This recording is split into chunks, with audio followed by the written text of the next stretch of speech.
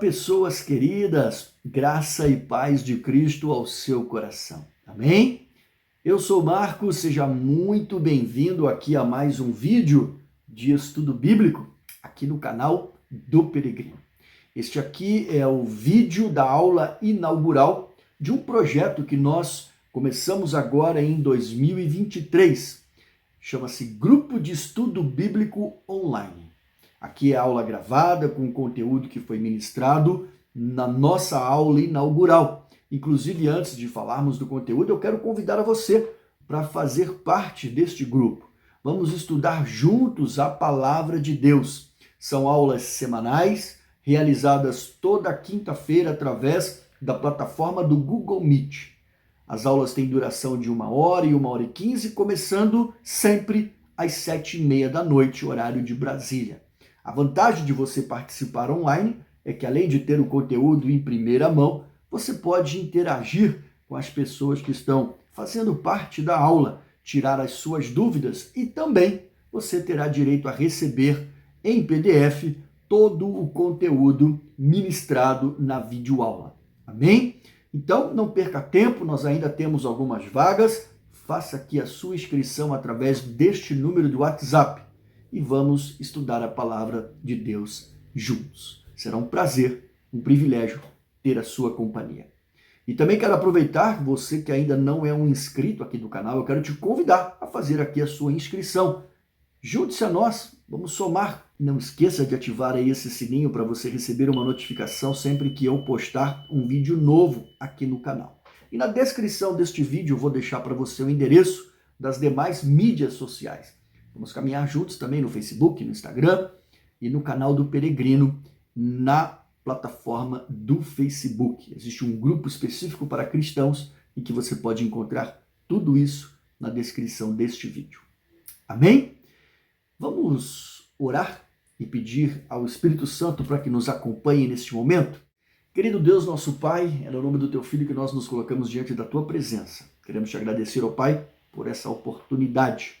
Consagramos a Ti, Senhor, este projeto. Que tudo aquilo que nós venhamos fazer aqui seja para a honra e glória do Teu nome.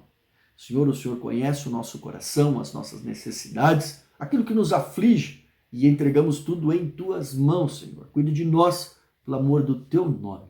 Nos abençoe e nos acompanhe durante esse estudo bíblico, e que mais do que conhecimento, ó Deus, que nós possamos sair daqui com informações e com o nosso espírito renovado, crescendo assim, não só no conhecimento, mas espiritualmente diante da Tua presença.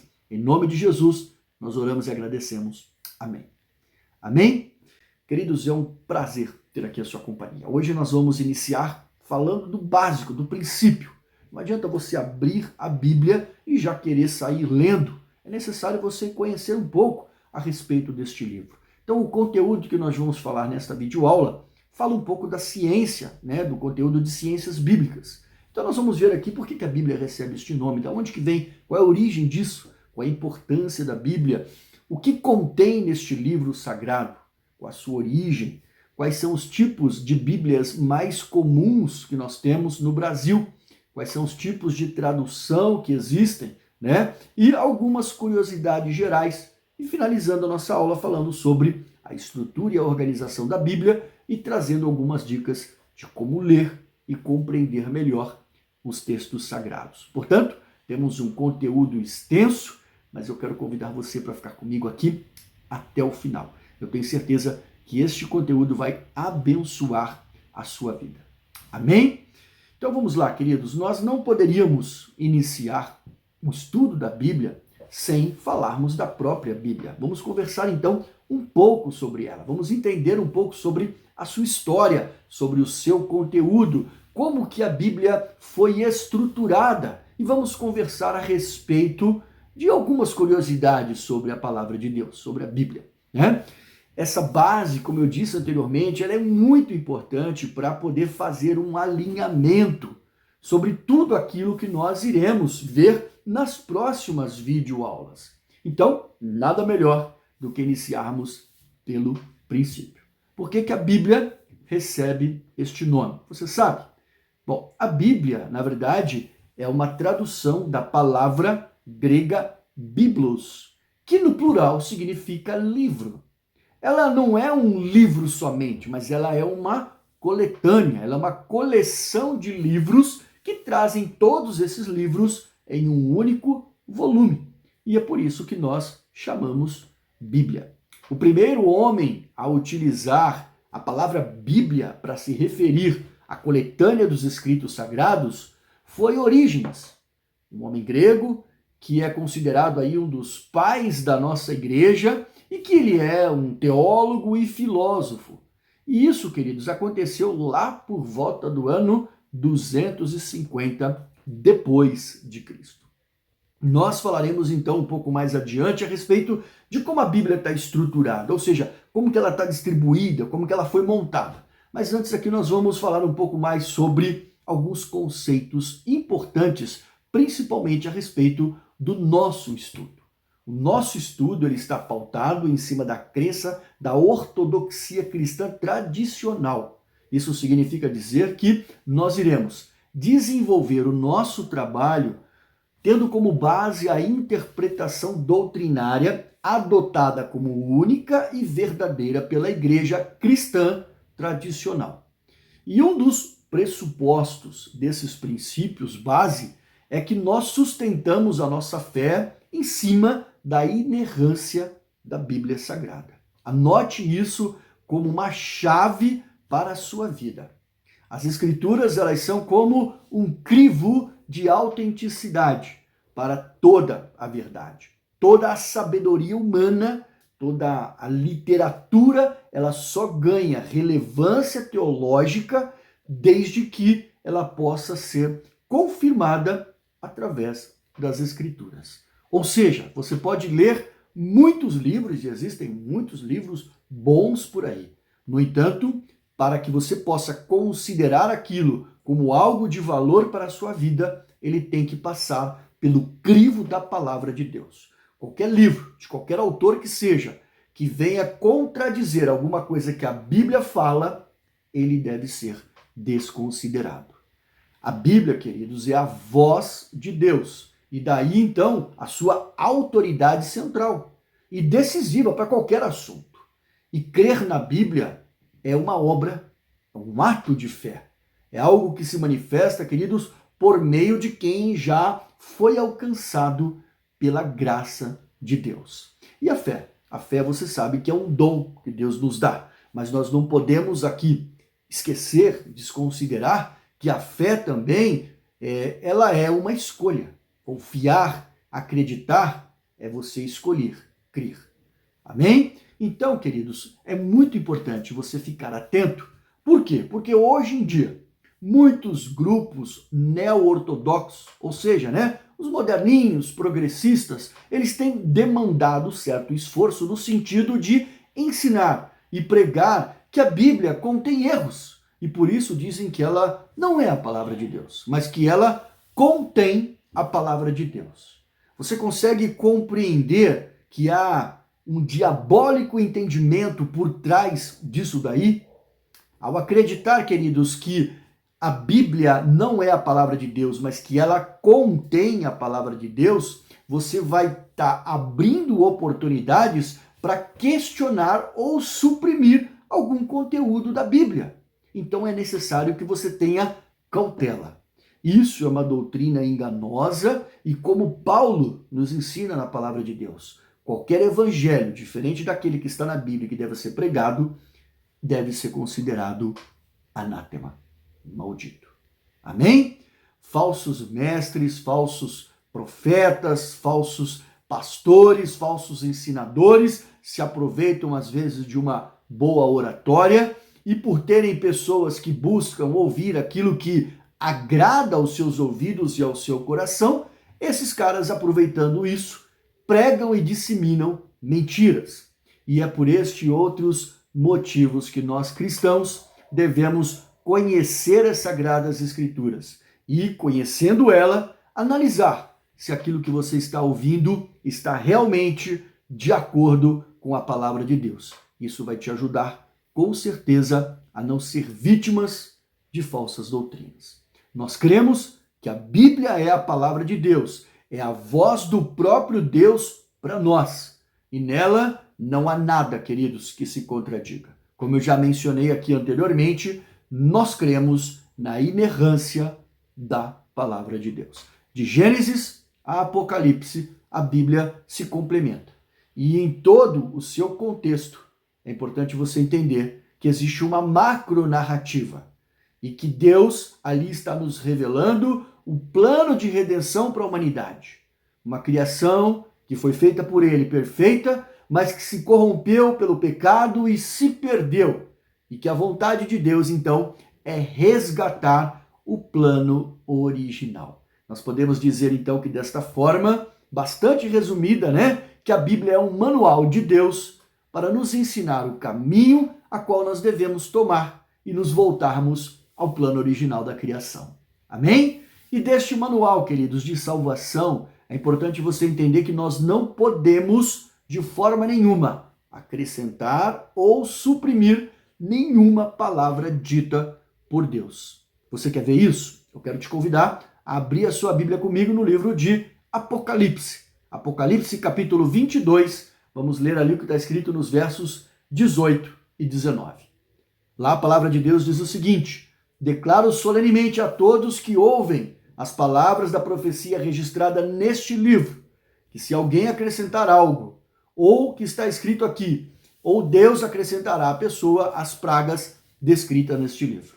E se alguém retirar qualquer uma das palavras deste livro de profecia, Deus lhes retirará a participação na árvore da vida e na cidade santa descrita neste livro. Amém? Bom, mas aí você pode estar se perguntando, mas Marcos, de onde saiu este livro? Quem foi o autor? Quem foi que escreveu a Bíblia Sagrada? Queridos, o nosso objetivo aqui não é nos aprofundarmos muito em ciência bíblica, mas eu gostaria de trazer aqui para você, inclusive, como sugestão, uma literatura que vai te ajudar muito a entender sobre isso.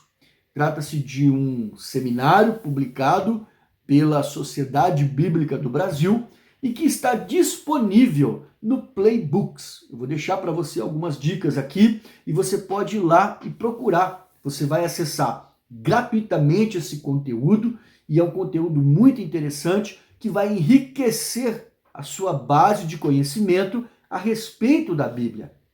Lá você vai poder encontrar informações, por exemplo, sobre a natureza, as funções e a finalidade da Bíblia. Lá também está escrito sobre a formação do cânon, ou seja, de toda a literatura escrita sobre os acontecimentos ocorridos na época do Antigo Testamento, do Novo Testamento, como que se definiu aquilo que hoje está escrito na Bíblia. Você também vai poder ver lá e ler a respeito da transmissão do texto bíblico ao longo da história. Como, por exemplo, os textos originais chegaram aos textos que nós temos hoje. Você vai entender sobre a origem dos textos sagrados e os processos de tradução. Neste livro, que eu vou estar indicando para você aqui também, você vai encontrar informações sobre aspectos históricos da Bíblia e bem como seus princípios e influência.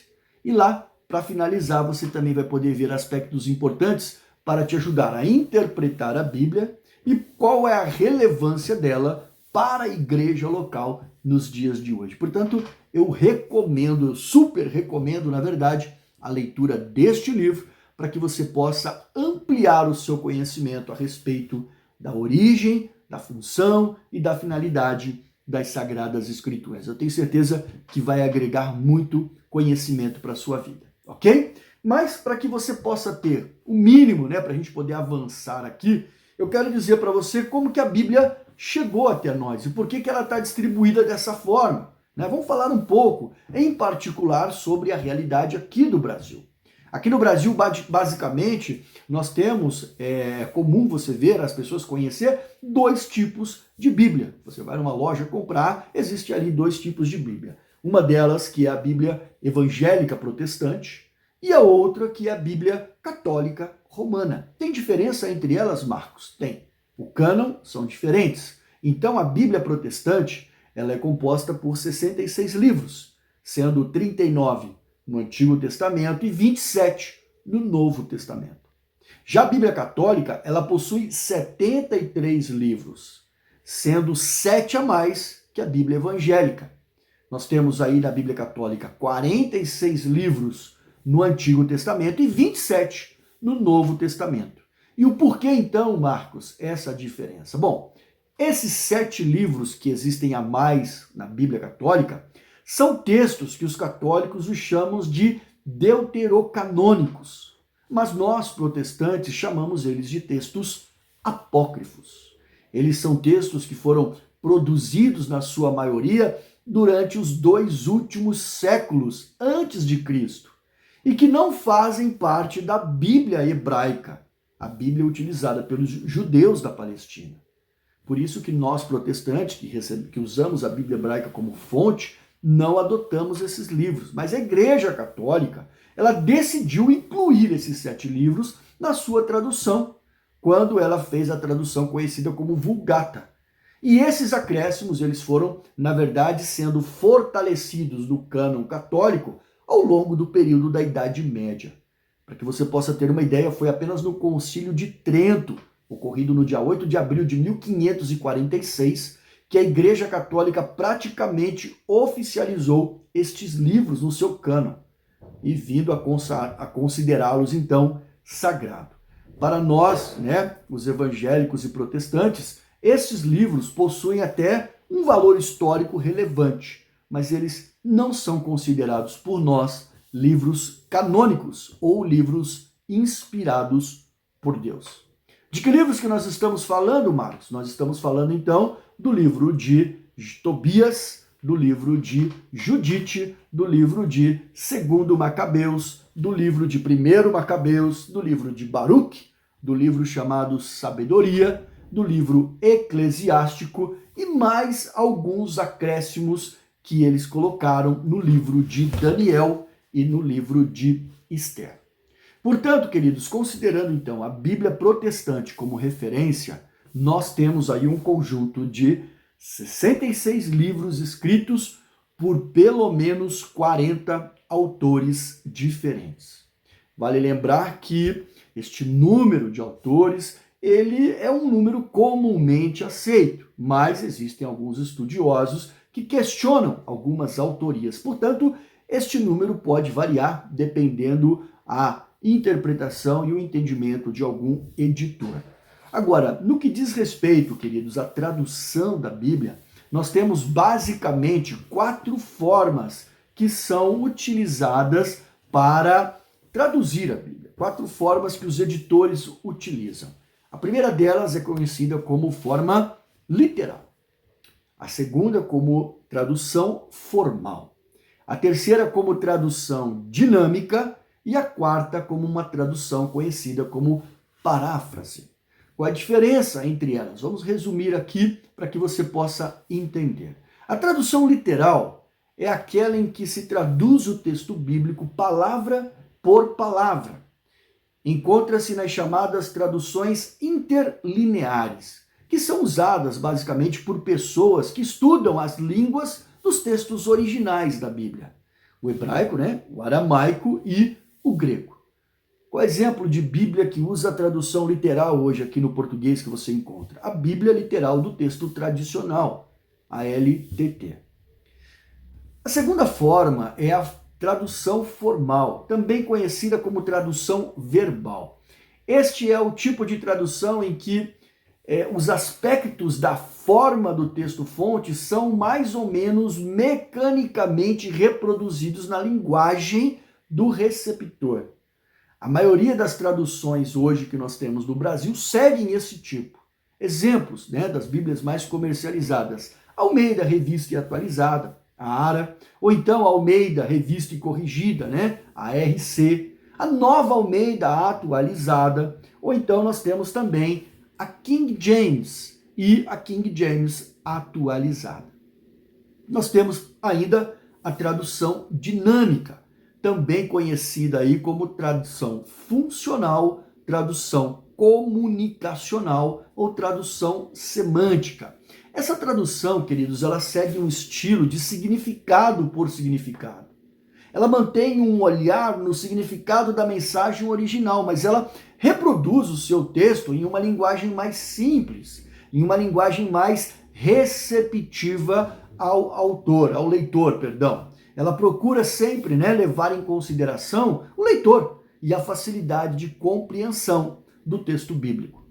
Quais são exemplos de traduções dinâmicas que nós temos hoje? Nós temos a NVI, nós temos a NVT e nós temos a Bíblia de Jerusalém.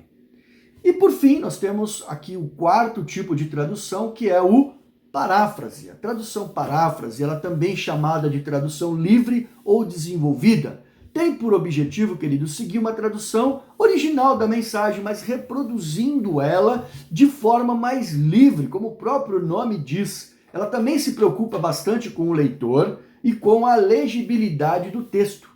E quais são os exemplos de traduções paráfrase que nós temos hoje no Brasil? Nós temos aí a Bíblia Viva, ou a Nova Bíblia Viva, e também uma muito popular, que é a Nova Tradução da Linguagem de Hoje, a NTLH, ok? Eu separei aqui alguns versículos para citar um exemplo para você entre esses principais tipos de tradução. A tradução formal, a dinâmica e a paráfrase, ok? Então vamos pegar o texto aqui de Efésios, capítulo 3, versos 17 e 18. O texto da Almeida Revista e Corrigida, de 2009, está escrito assim: para que Cristo habite pela fé no nosso coração, a fim de, estando arraigados e fundados em amor, poderdes perfeitamente compreender com todos os santos qual seja a largura e o comprimento, e a altura e a profundidade. Vamos ver agora como fica esse texto na NVT, Nova Versão Transformadora, que já é uma tradução dinâmica. Então Cristo habitará em seu coração à medida que vocês confiarem nele. Suas raízes se aprofundarão em amor e os manterão fortes. Também peço que, como convém a todo o povo santo, vocês possam compreender a largura, o comprimento, a altura e a profundidade do amor de Cristo. E por fim, uma tradução agora da paráfrase, que é a nova tradução da linguagem de hoje na versão ano 2000. Olha como ficaria esse texto bíblico. Peço também que, por meio da fé, Cristo viva no coração de vocês. E oro para que vocês tenham raízes e alicerces no amor, para que assim, junto com todo o povo de Deus, vocês possam compreender o amor de Cristo em toda a sua largura, comprimento, altura e profundidade. Amém? Vocês puderam observar, queridos, que de uma certa forma, as leituras dinâmica e paráfrase, elas tendem a ser uma leitura mais fácil, mais contemporânea, mais simples para o povo entender nos dias de hoje. Agora, um dado interessante, para curiosidade, é que nenhuma tradução é feita de outra tradução. Ninguém pega uma tradução para traduzir a Bíblia, não. Essa tradução, elas são sempre feitas do texto original. E se porventura alguém fizer uma aberração numa situação como essa, nós temos os textos originais que nos permitem ir lá e confrontar qualquer tipo de erro ou tradução equivocada. Amém? Antes de entrarmos na estrutura e falarmos um pouco sobre como os livros estão distribuídos dentro da Bíblia, dentro dessa coletânea sagrada, vamos falar de algumas curiosidades bem interessantes para você. A Bíblia ela está dividida em duas partes. Nós vamos falar um pouco mais à frente. No Antigo Testamento, que fala desde a criação, e a história do povo de Israel, e o Novo Testamento, que inicia falando do nascimento de Jesus, relata os acontecimentos durante o exercício do seu ministério, da sua morte, da sua ressurreição e do início e expansão da igreja na terra, fechando com o livro da Revelação, que é o Apocalipse. Os livros, queridos, eles não estão organizados em ordem cronológica, mas eles estão sim organizados por estilo literário. Nós vamos falar um pouco mais sobre isso, né? A versão da nossa Bíblia ela é diferente da original da Bíblia hebraica no Antigo Testamento. Agora, eu quero te dar uma dica, né? Um dos recursos auxiliares que pode te ajudar muito na questão da ordem cronológica dos textos é essa Bíblia de ordem cronológica. Ela coloca os textos conforme acredita-se que houve o acontecimento. De acordo com os estudos, pesquisas, trabalhos arqueológicos, ela vai organizando isso. E principalmente no que diz respeito ao estudo do Antigo Testamento, é muito interessante você utilizar o recurso da Bíblia cronológica. Eu tenho essa Bíblia cronológica na versão da NVI e ela me ajuda bastante nos estudos, principalmente quando nós vamos falar sobre o tempo dos reis. Aí ele pega lá as profecias, porque cada profeta viveu num momento da história. E aí quando você pega o livro de Reis e Crônicas, você traz ali o profeta que estava vivendo naquele momento, e aí você consegue conciliar o estudo nele, no momento da história, qual era o rei e o que tem escrito a respeito disso em toda a Bíblia. Tá certo? Isso facilita bastante. Uma outra curiosidade para você, a Bíblia ela foi o primeiro livro impresso no mundo. E isso aconteceu por volta de 1456. A Bíblia é o livro mais traduzido, é o livro mais distribuído, é o livro mais vendido e é o livro mais lido. Entre todos os seus livros, o livro de Salmo é o livro que contém o maior número de capítulos. São 150 capítulos. Nós temos 5 livros com apenas um capítulo. Nós temos o livro de Obadias, o livro de Filemão, segunda carta de João, terceira carta de João e a carta de Judas. O maior capítulo da Bíblia é Salmo 119. E o menor deles também está em Salmo, é o Salmo 117. O maior versículo da Bíblia está no livro de Esther. É Esther, capítulo 8, verso 9. E o menor versículo da Bíblia vai depender muito da tradução que você está usando, podendo ser aí Jó, capítulo 3, verso 2, Êxodo, capítulo 20, verso 13, ou então João, capítulo 11, verso 35, Lucas, capítulo 20, verso 30, ou por fim, Deuteronômio, capítulo 5, verso 17. Amém? Vamos falar então agora um pouco sobre como a Bíblia está organizada. Pegue a sua Bíblia, isso vai te ajudar muito a você seguir comigo aí a organização do livro sagrado, ok? Nós temos aí no Antigo Testamento 39 livros. Estou falando da Bíblia evangélica, da Bíblia protestante. Os 5 primeiros livros, eles fazem parte daquilo que nós chamamos de Torá, lei ou Pentateuco. Aí nós temos o livro de Gênesis, livro de Êxodo, livro de Levítico, livro de Números e Deuteronômio. A seguir virão os 12 livros históricos. Livro de Josué, livro de Juízes, livro de Ruth, 1 Samuel, 2 Samuel, 1 Reis, 2 Reis, 1 Crônicas, 2 Crônicas, livro de Esdras, livro de Neemias e livro de Esther. Algumas curiosidades sobre os livros históricos. Livros históricos que falam do período da conquista de Canaã e de Juízes. Quais são esses livros? Josué, Juízes e Ruth. Livros históricos que falam do período monárquico, ou seja, enquanto Israel foi governada por reis. Então nós temos aí 1 Samuel, 2 Samuel, 1 Reis, 2 Reis, 1 Crônicas e 2 Crônicas. E livros históricos do período do exílio e do pós-exílio. Então nós temos aí Esdras, Neemias e Esther.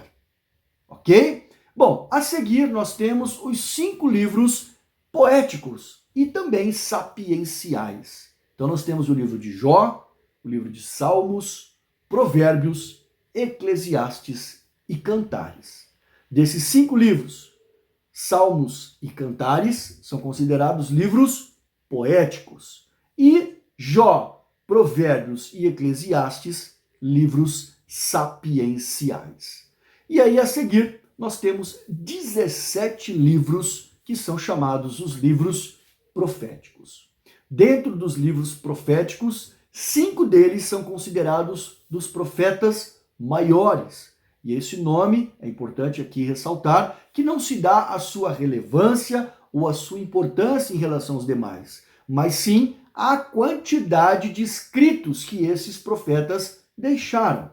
Por isso que são considerados maiores, porque deixaram mais quantidade de escritos para a Bíblia. E quais são esses 5? Isaías, Jeremias, Lamentações de Jeremias, Ezequiel e Daniel. Nós temos aí também os outros 12 que são considerados profetas menores. E quais são esses profetas menores? Oséias, Joel, Amós, Obadias, Jonas, Miqueias, Naum, Abacuque, Sofonias, Ageu, Zacarias e Malaquias. Uma curiosidade, não vai dar tempo de você talvez anotar tudo, mas fica aí para você que dentre esses profetas, todos esses livros proféticos, alguns foram profetas que Deus levantou em Israel e Judá antes do exílio. Então são considerados profetas pré-exílicos. Quem são eles? Joel, Jonas, Amós, Oséias, Miqueias, Isaías, Naum, Sofonias, Abacuque e Jeremias. Aí nós temos os profetas do período exílico, que seria Daniel, Ezequiel e Obadias. E por fim, aqueles profetas pós-exílio. E aí nós temos quem? Ageu, Zacarias e Malaquias. Terminando o Antigo Testamento, os livros do Antigo Testamento, nós vamos ter aí um intervalo de tempo chamado período intertestamentário ou então interbíblico, que durou mais ou menos 400 anos. Esse período também é conhecido como o silêncio de Deus, e ele compreende o intervalo entre a última profecia de Malaquias e o nascimento de Jesus. E a partir daí, então, temos o Novo Testamento. O Novo Testamento, como eu já disse, é composto por 27 livros. A primeira parte, que fala dos evangelhos, que seria a biografia de Jesus, é composto por 4 livros. Seria Mateus, Marcos, Lucas e João.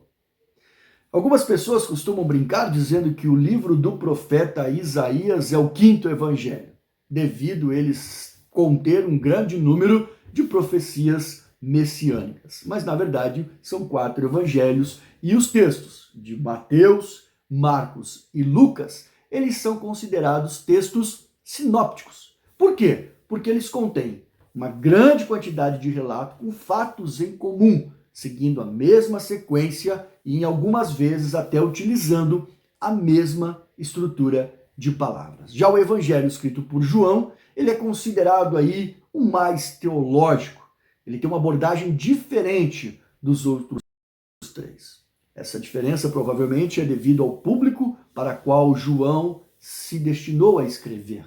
Ele escreveu aos cristãos da igreja, pessoas que já tinham uma compreensão maior sobre quem era Jesus Cristo e, por isso, uma abordagem um pouco mais profunda. A seguir, nós temos no Novo Testamento um livro histórico, que é o livro de Atos, Atos dos Apóstolos. Ele é um livro que conta os acontecimentos pós-morte e ressurreição de Jesus e do início e da expansão da igreja na Terra. Atos é um livro importante, um livro curioso, porque ele também nos traz os desdobramentos do crescimento da obra de Deus e como que Deus se usou dos seus discípulos e agora apóstolos para expandir o cristianismo no mundo.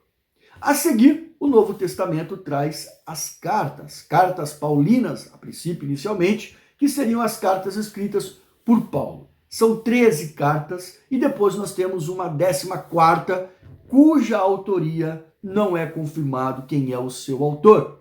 A única certeza que nós temos é que ela também é uma carta inspirada por Deus. O autor, então, é Deus. Na verdade, quem a escreveu não importa. Quais são as cartas de Paulo? Carta aos Romanos, 1 Coríntios, 2 carta a Coríntios, Gálatas, Efésios, Filipenses, Colossenses, 1 carta de Tessalonicenses, 2 carta de Tessalonicenses, 1 carta a Timóteo, 2 carta a Timóteo, carta a Tito Filemon e, por fim, a 14ª, cuja autoria não é atribuída a Paulo, é a carta aos Hebreus. Depois nós temos as cartas universais, que são 7 livros compostos pela carta de Tiago, primeira carta de Pedro, segunda carta de Pedro, primeira de João, segunda carta de João, terceira carta de João e, por fim, a carta de Judas. E fechando então a Bíblia, o final do Novo Testamento, o livro de Apocalipse. Queridos, para consolidarmos o conteúdo dessa nossa aula inaugural, eu quero passar aqui para você algumas dicas importantes de como ler e compreender melhor os textos bíblicos. Antes de tudo, é preciso você compreender que a Bíblia, apesar de ser livros inspirados por Deus, ela foi escrita por pessoas, por mãos humanas, escrita por homens, né? E as pessoas usadas por Deus divinamente inspiradas. Portanto, para você compreender a Bíblia, para você entender melhor, é fundamental que você conheça algumas coisas, como, por exemplo, o contexto histórico, o cenário político, qual era o grau de instrução, por exemplo, do autor, qual era o público a qual ele estava destinando aquele texto que ele estava escrevendo, o gênero literário que ele utilizou e bem como alguns aspectos particulares do idioma da época que ele usava, da cultura. Tudo isso influencia diretamente no texto, na forma como cada autor ali escreveu o seu livro e a mensagem que ele queria transmitir. Então, compreender, queridos, todo este pano de fundo, ele vai nos ajudar muito na hora de você ler e interpretar a Bíblia. Jesus, por exemplo, ele usou muitas parábolas para transmitir ali os seus ensinamentos. Mas todos os exemplos que Jesus utilizou para falar ao povo hebreu eram situações do dia a dia, que eles compreendiam em partes. É claro que nem tudo eles compreendiam no espírito, porque isso fazia parte, inclusive, da estratégia de Deus. Mas eles conseguiam compreender aquilo que Jesus estava falando quando ele citava parábolas, porque eram coisas rotineiras da vida dele. E há também que se considerar, né, para poder dificultar um pouco, às vezes até a nossa compreensão, a distância de tempo que nós temos de hoje até o ponto em que os textos foram escritos. Acredita-se, por exemplo, que os primeiros textos da Bíblia foram escritos entre os anos 1500 e 1400 a.C. por Moisés. E o último texto, né, foi escrito por volta do ano 100 depois de Cristo, no final aí do primeiro século. Isso significa dizer que só aí nós já temos um intervalo de 3.600 anos entre o primeiro livro e o último. Mas o legal de tudo isso, né, querido, é que apesar de tanto tempo, apesar deste longo intervalo de tempo entre o primeiro e o último texto, em termos aí nesse meio mais de 40 autores possíveis, a Bíblia, ela se complementa. Ela se completa de Gênesis a Apocalipse.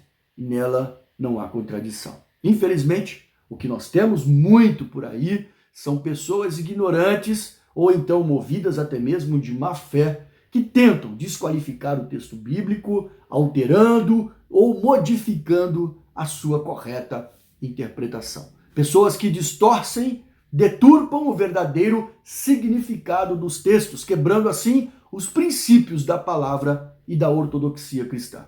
E como que nós vamos combater isso, Marcos? Bom, não existe, queridos, outra forma a não ser fazer o que nós estamos fazendo aqui, iniciando esse projeto, que é nós estudarmos a palavra de Deus e aplicarmos corretamente algumas técnicas para a interpretação da palavra através de metodologias específicas para isso. E olha que mesmo assim, você sabe que ainda existem problemas de interpretações no sentido de compreensões diferentes em determinados textos considerados complexos. E, sobre isso, acaba abrindo margens para alguns entendimentos diferentes. O problema, queridos, está na Bíblia? Não, de forma nenhuma. O problema está em nós, nas pessoas. E é por isso que, na interpretação da Bíblia, existem pontos de doutrina que são basilares e que, para nós cristãos protestantes, são inegociáveis.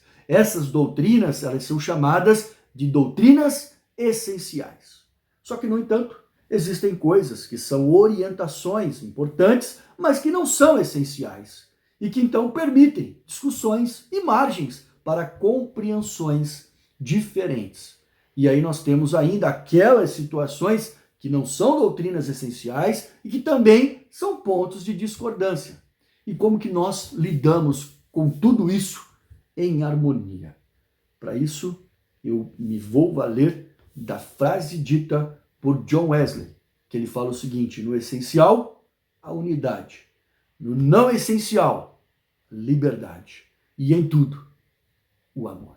Amém? E é em cima deste entendimento que as igrejas evangélicas protestantes, mesmo às vezes tendo algum ponto de vista diferente numa doutrina não essencial, mas nós procuramos trabalhar para que o amor de Cristo nos mantenha unidos como igreja no mesmo propósito. Mas como eu comentei com você, existem métodos para leitura e interpretação dos textos bíblicos. E esses métodos devem ser aplicados para nos ajudar, correto? Pois é, que métodos são esses, Marcos? Do que nós estamos realmente falando? Bom, a minha intenção não é aprofundar nesses métodos, mas é dizer para você que existem sim duas disciplinas nos seminários teológicos que auxiliam os pastores e mestres na interpretação da palavra de Deus. Nós estamos falando aqui da hermenêutica e da exegese. A hermenêutica é a arte de estudar as escrituras, buscando aí entender o significado desde a palavra até o sentido aonde ela está inserida. Ou seja, é de fato a interpretação de texto na sua essência e na forma em que o autor pensou ao elaborar ou escrever aquele texto. E ela busca entender o real significado, queridos, do que o autor realmente quis dizer ao escrever. Em resumo, a hermenêutica, ela é a arte e ciência da interpretação. E já a exegese, ela mergulha mais fundo no significado científico do texto, no seu discernimento. Ela é o estudo da interpretação gramatical e sistemática das escrituras. Sendo assim, nós podemos dizer que a hermenêutica ela é mais ampla. Ela busca uma visão do texto e do contexto, enquanto a exegese ela é mais específica, sendo ela, inclusive, uma ferramenta da hermenêutica. Fazer a exegese, isso é, extrair o significado do texto, mostra aí que nós vamos buscar a palavra no seu significado raiz, enquanto a hermenêutica é aquilo que nós extraímos do texto e transformamos desta compreensão aplicações práticas para a nossa vida.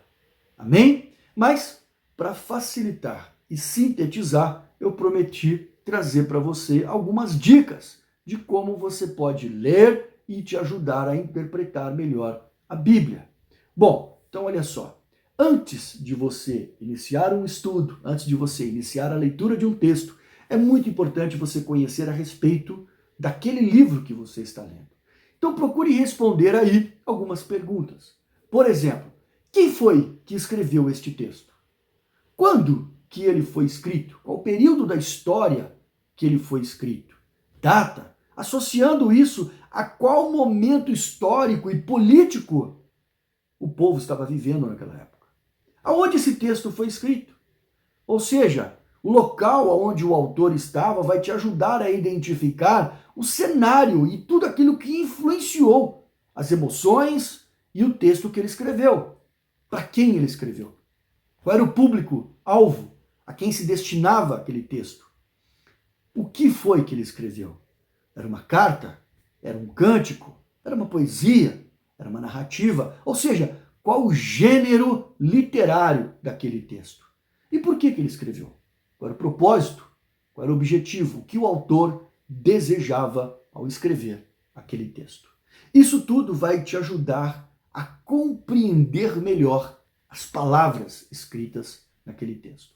Agora, depois de conhecer essas respostas e ao ler o texto, eu quero te dizer que você também pode praticar uma outra técnica para poder compreender melhor o texto sagrado, que é a OICA, ou seja, observação. O que eu vejo nesse texto?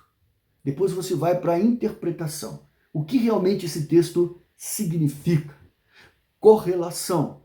Qual a relação que existe deste texto com a macronarrativa de redenção de Deus composta na Bíblia?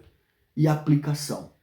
Como que esse texto me ensinou e aquilo que ele me ensinou, o que eu posso aplicar na minha vida nos dias de hoje. Amém? É claro que tem uma outra dica muitíssimo importante, mas essa dica nós vamos falar na próxima videoaula e ela será o nosso primeiro assunto a ser abordado. Amém? Espero que esse conteúdo possa realmente ter trazido edificação para a sua vida. E eu quero te agradecer por você ter ficado comigo aqui até o final. Não se esqueça de se inscrever aqui no canal do Peregrino. Vamos participar do estudo bíblico online e vai ser uma bênção ter a sua companhia. Caso você tenha alguma dúvida, alguma pergunta, deixa aqui embaixo nos comentários. E não esqueça de compartilhar este vídeo, abençoando vidas com quem você deseja levar o conhecimento da palavra de Deus. Que Deus te abençoe e, se Deus quiser, até o próximo vídeo.